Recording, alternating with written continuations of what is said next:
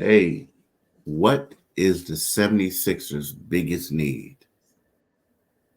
And do you have any summer league takeaways? We'll talk about that and more next on Locked On 76ers.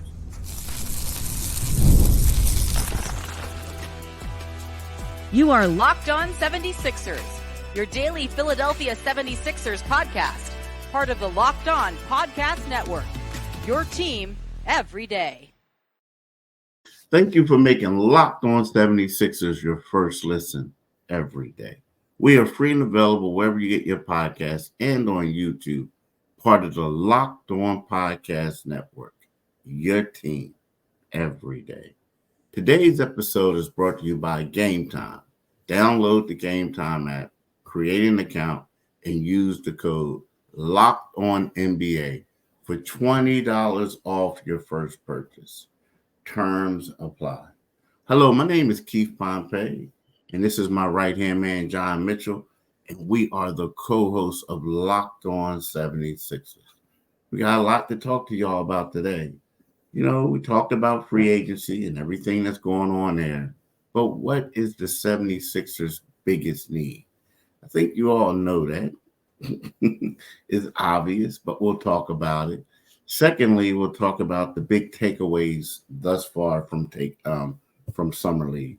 And thirdly, we're going to remember Pat Williams, a former 76ers executive who passed. And since he left the Sixers, he was part of the founders of the Orlando Magic, and a great man. Did a lot with the Sixers, so we'll talk about him in the final segment. But Mitch, biggest need, the 76ers. They have 2 point guards on the roster currently. You could say 3 because one of them is a combo guard. Actually, 2 of them are, and I'm talking about Kyle Lowry is a point guard. Tyrese Maxey is a combo, listed as a point.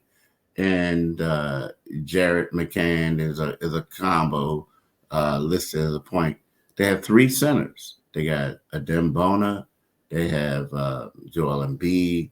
They have Andre Drummond. They have 1 power forward, an extremely undersized power forward, who's really a 4-3 or a 3-4, whatever, in KJ Martin.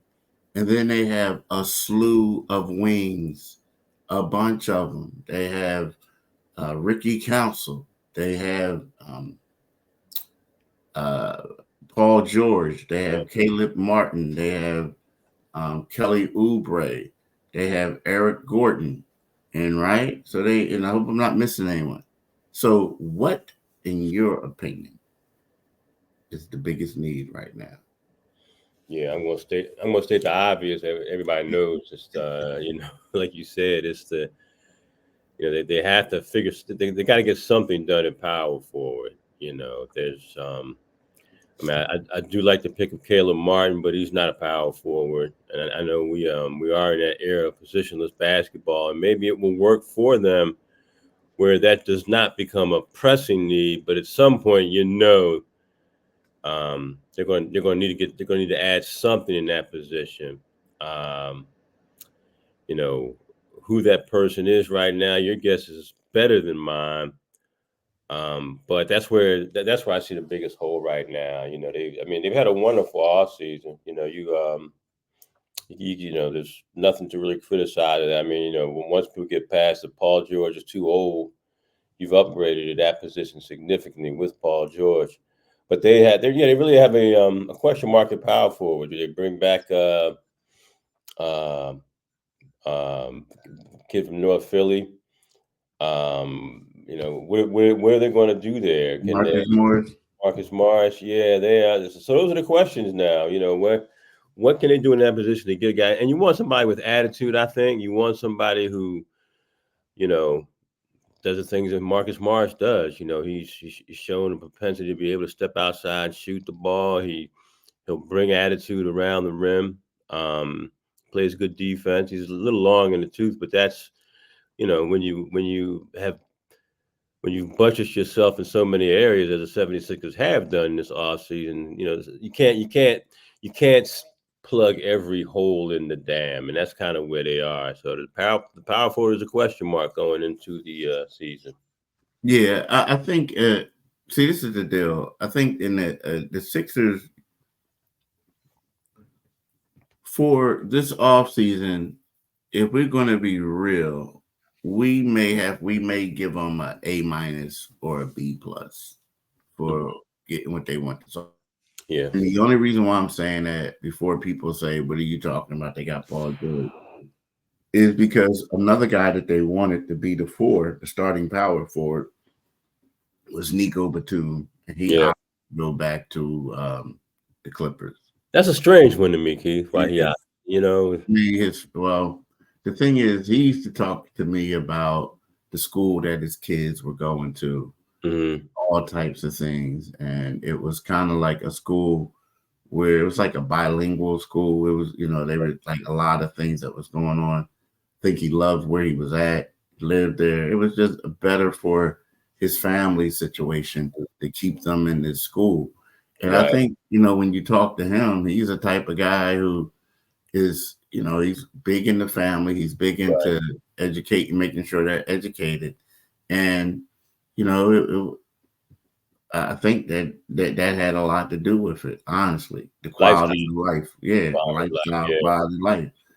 Being here, because then you would have to take them out of there and bring them over here, Mm. or he would have to be 5 hours away from them in the flight, stuff Right. like that. Right. So yeah. But when you look at that, they got everything else they wanted. They brought Mhm. Kelly Oubre back. They Yeah. got Paul George. They brought Kyle Lowry back, but they weren't able to get that guy. So with that being said, that's why I say a A- or maybe a B+ on the Right. people that they were trying to get. Now, in regards to Marcus Morris, initially I was like, nah, man. And I thought, nah, man, from his perspective, because you basically traded a guy weeks after he got, which was the equivalent of the key to the city. They don't have the key to the city in Philly. I Yeah. think it's Liberty Bell or something. I don't know exactly what it is, but it's not. It's whatever the equivalent is. That's what they got. Right. Weeks Right. later, he gets traded. Yeah. And I mean, I remember when he first came here and he looked at it. He took the jersey off and he just stared at it Mhm. and was like, wow, like I'm Yeah. here. And then you get heartbroken and get traded. Now, granted, he knew from day one that it was a great possibility that he was going to be traded. You got to give him credit for keeping it up. I mean, letting them know it. And the day before he was traded, he said bye to people. So you're like, huh? So, Yeah. but here's the deal. It's kind of like, why would you want to come back to a situation like that, in my opinion? Right. But when you look at the market and you see that there's nothing out there and there's no money, I think it's up to him to decide, do you want to get this minimum that they're able to give you? Or do you just want to not play? Or do you want to go elsewhere and get a minimum?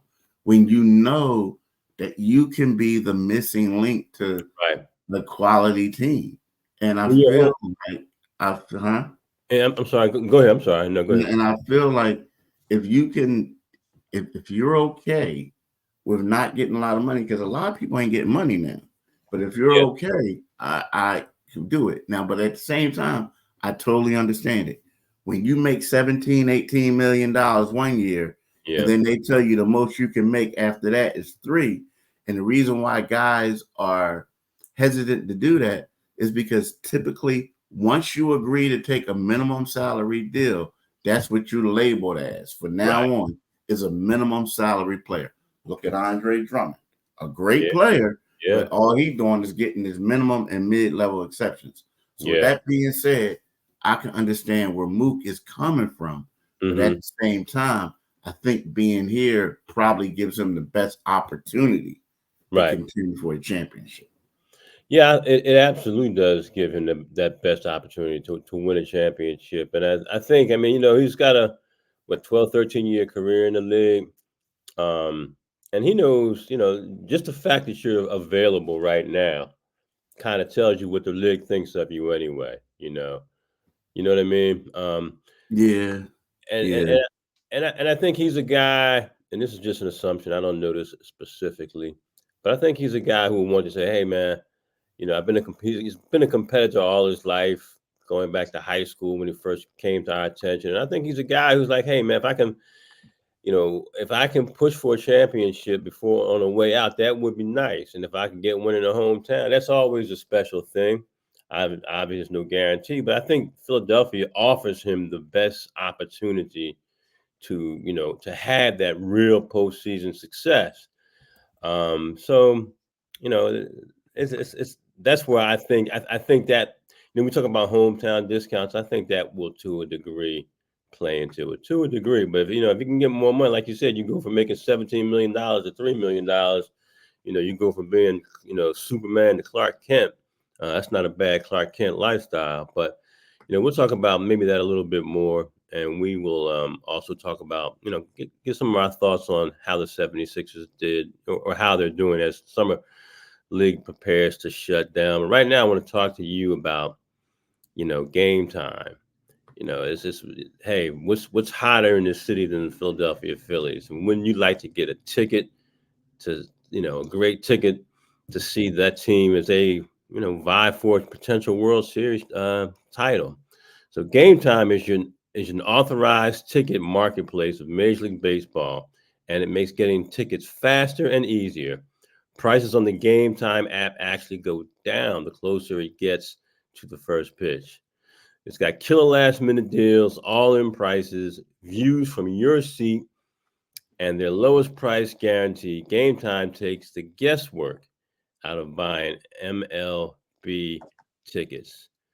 So listen, if you want to get last minute deals and save up to 60% off buying last minutes for sports, and not just sports, but concerts, comedy, theater, etc. You can save even more with exclusive in-app deals on select seats ahead of the game or events. I mean, there are all kinds of things you can get. There's zone deals, there's all-in pricing, there's seat view, so you can see where you're going to be sitting ahead of time. So take the guesswork out of buying MLB tickets with Game Time. Download the Game Time app, create an account, and use code LOCKEDONNBA for $20 off your first purchase. Terms apply. Again, create an account and redeem code LOCKEDONNBA for $20 off.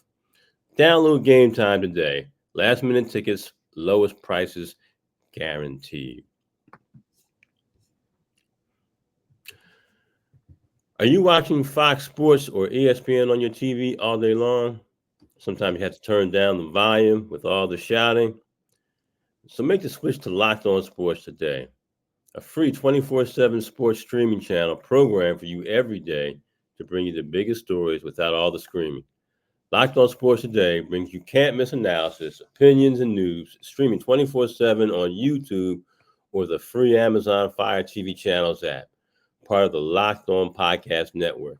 Your team every single solitary day. Do it today, people. Definitely do it today. So when we talk about the summer league, right? I think the one guy that we really got to talk about the most is I hate to say it, but it's Jared McCain. Like he's the biggest McCain. It's the biggest story out there. I mean, Ricky Council is playing okay, playing well. He's not shooting the ball as good as he was the first one, but he's still getting buckets. Mm-hmm. Jeff Doughton is playing well. Jeff Doughton is averaging 17.3 points. Right. But no offense, and I like Jeff Doughton, but he's also, and Ricky's averaging 18.3. But these are two guys who've been in the league for right. Doughton, he's been in the league for 3 years. Ricky is going to be a second-year player next season. So McCann is really the story. And the story is right about now how, he is struggling to find his shot.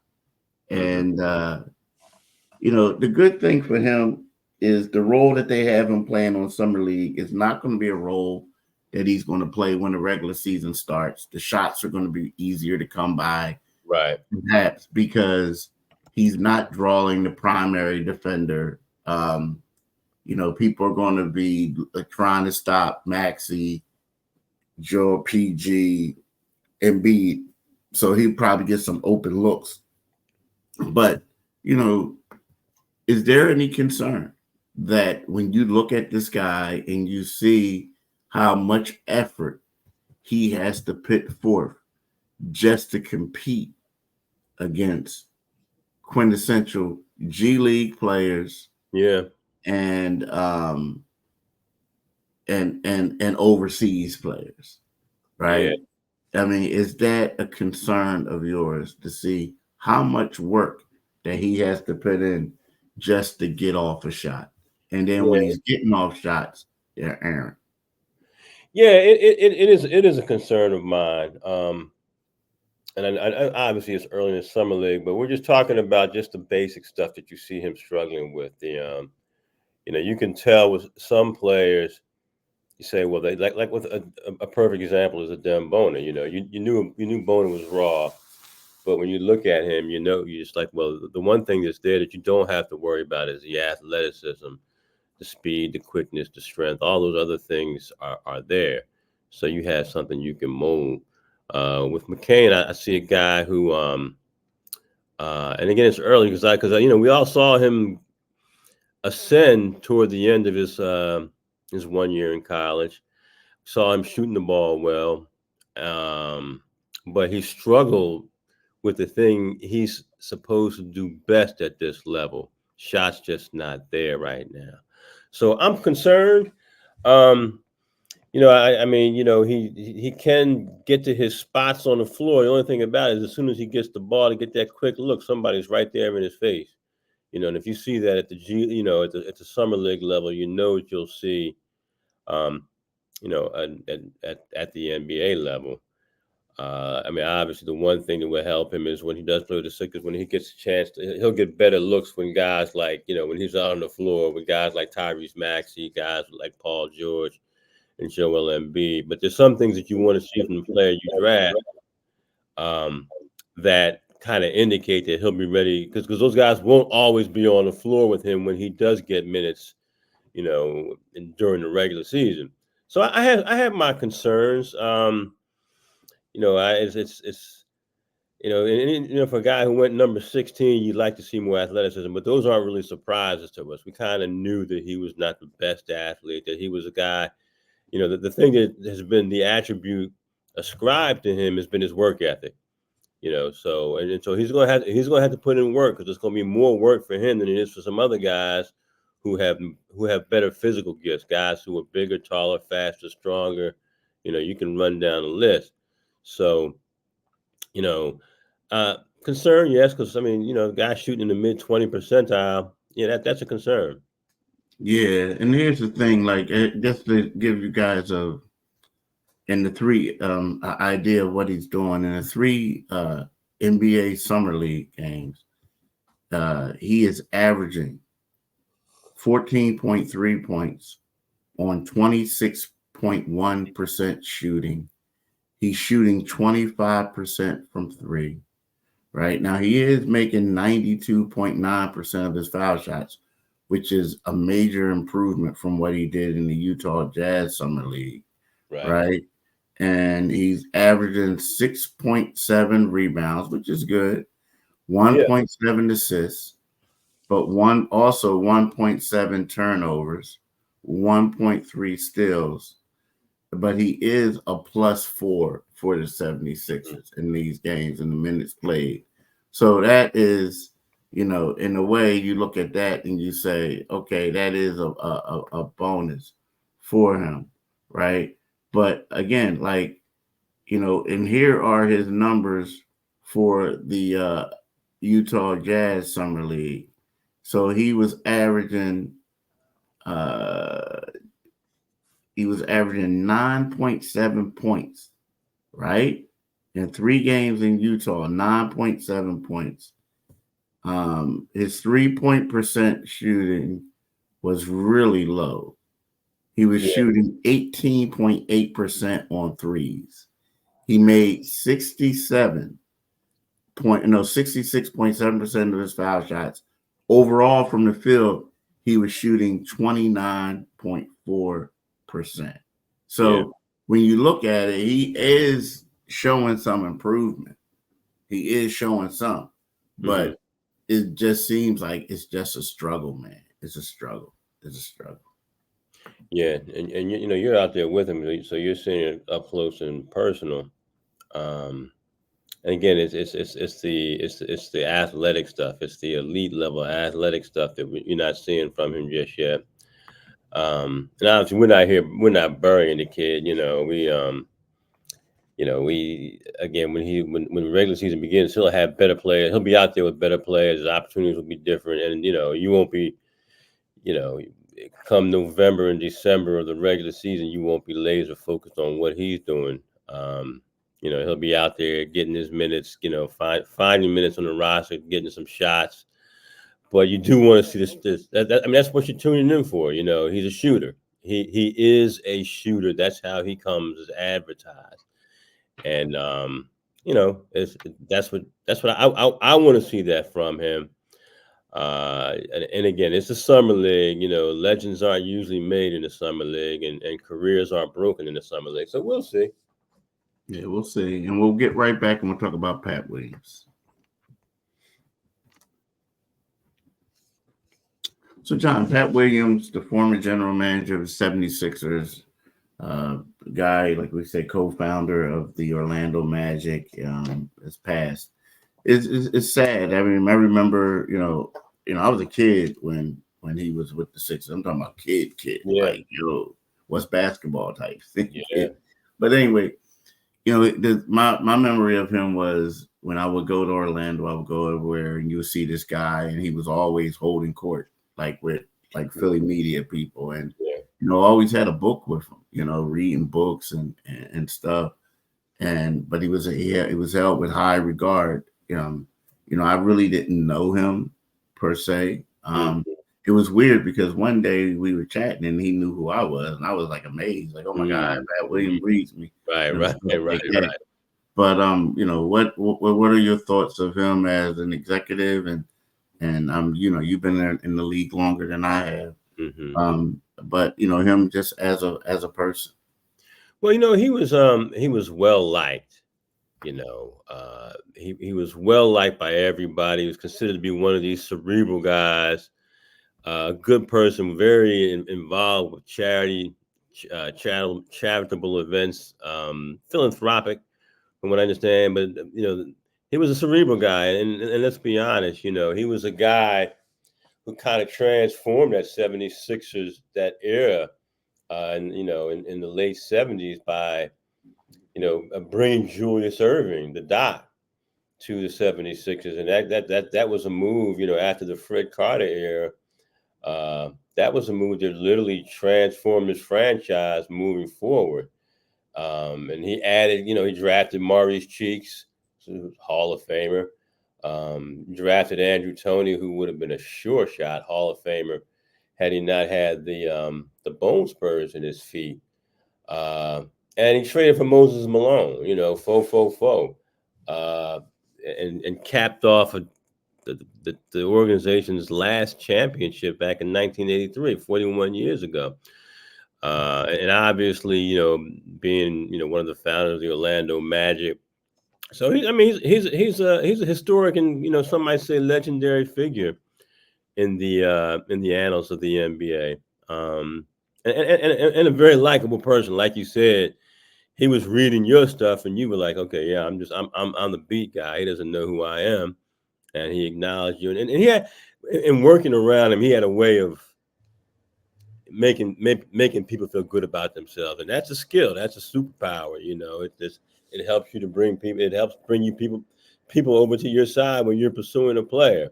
It's tough. The 76ers have lost, John Bartram High School's Jelly Bean Bryant. They've lost Pat Williams. Guys who are connected to what some say is the golden era for 76ers basketball. Yeah, and this thing is, when you look at it, this describes him like we talked about books.